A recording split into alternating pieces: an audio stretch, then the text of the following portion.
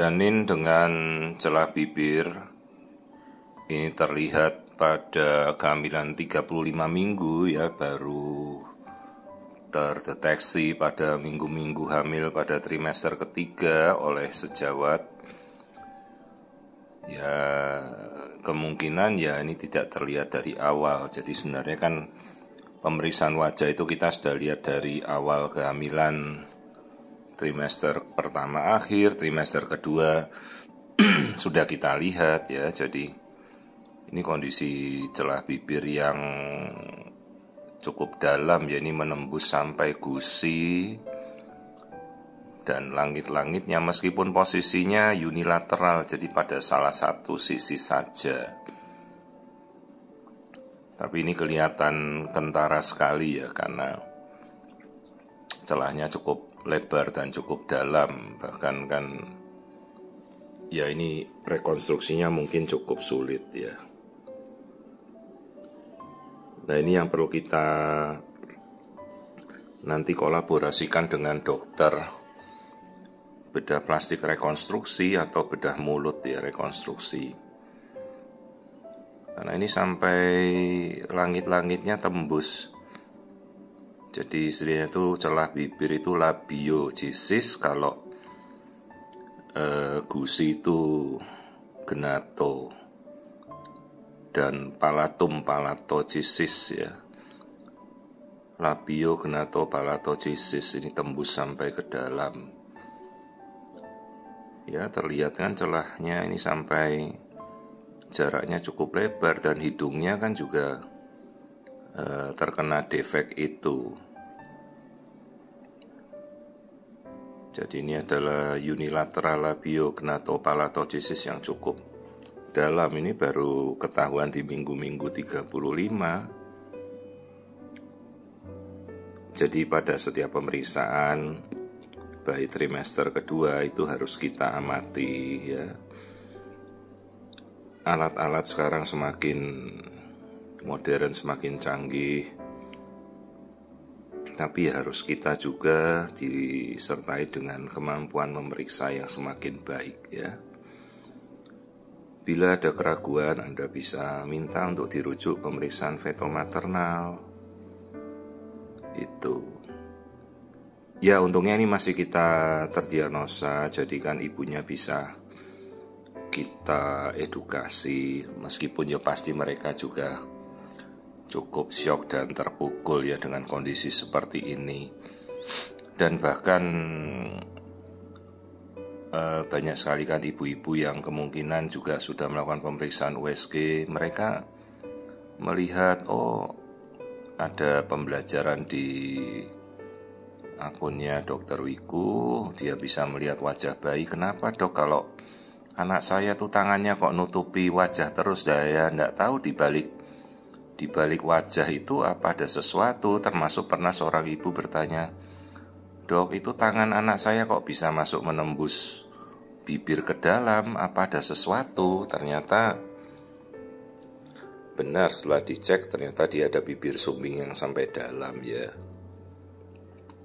Jadi ya juga kita berhati-hati dan waspada apabila memang wajah belum terdeteksi dari awal atau tangan yang menutupi, ya coba kita amati benar-benar. Ya terapi ini hanya bisa kita lakukan setelah bayi lahir. Kita tidak melakukan terapi apapun dalam kandungan saat ini. Jadi kita bisa kolaborasikan, ibunya kita anjurkan, Bu, sebelum bayinya lahir kita konsul dokter bedah plastik ya. Nanti bisa dicarikan cara kapan untuk operasinya si anak itu.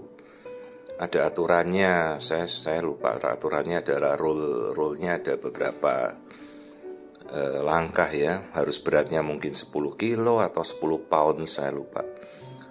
Dan berapa bulan, ada rule of 10 itu aturan waktu masa saya masih pendidikan dokter umum kalau di bedah plastik ya. Jadi paling tidak ibunya sudah persiapan ya. Kemudian banyak sekarang foundation yang memberikan dana operasi berbiaya gratis ya untuk operasi rekonstruksi bedah plastik ini ya. Ada foundationnya kok. Ya tinggal nanti tingkat penyembuhannya seperti apa itu kan kita makanya perlu bertanya ya. Ini tampilan depan dari tulang rahangnya. Jadi kalau bibir sumbing atau celah bibir kan pasti dari rahang atas yang terdampak ya celahnya itu. Nah sekarang penyebabnya ya, kenapa penyebabnya terjadi kegagalan penyatuan celah? Jadi pastinya kan dari masa-masa embrio. Dan yang memacu kegagalan penyatuan celah bibir ini ya jelas namanya kegagalan katalisator. Katalisatornya adalah vitamin, mineral. Ya ibu-ibu kan pasti sudah tahu kalau kita hamil kita sudah harus persiapan vitamin standar, asam folat, vitamin D, zinc, mineral. Makanya itu adanya multivitamin dan mineral kan mereka sudah ada satu kesatuan multivitamin ibu hamil ya. Makanya kalau bisa setiap Anda sudah menikah perencanaan hamil ya mulailah mengkonsumsi vitamin, persiapan prenatal, persiapan kehamilan sudah diminum. Ya. Meskipun banyak orangnya bilang, "Oh, ibu itu tidak minum vitamin, anaknya baik-baik saja." Ya. Tidak usah disamakan. Kita bisa dapat vitamin lebih baik ya. Protein yang cukup, mineral yang cukup ya. Ini istilahnya labiognatopalatosis. Nanti berapa tahap dipasang plate-nya, dipasang rekonstruksinya. Yang penting sekarang kita sudah tahu kasusnya. Jadi nanti di usia berapa bayi ini akan kita operasi rekonstruksi wajahnya ya. Ya sebenarnya sekarang tingkat kesembuhannya sudah 100%, rekonstruksinya bagus sekali kok zaman-zaman sekarang ini. Cuma nanti selama awalnya kan si ibu harus diajari bagaimana cara meminumkan ASI ya. Kan tidak mungkin dia menyusui langsung ke ibunya, ada susu dotnya khusus, terus ibunya atau mau diajari cara menyendok, cara meminumkan pakai cawan atau pakai gelas.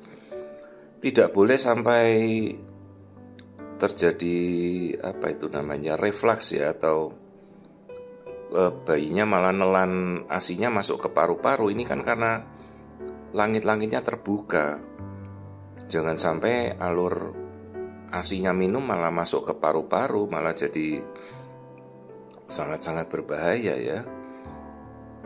Bisa membahayakan pernafasannya. Itu yang harus nanti ibunya diajari sampai dia paham betul ya, sambil mempersiapkan untuk perencanaan operasi rekonstruksi wajahnya ini.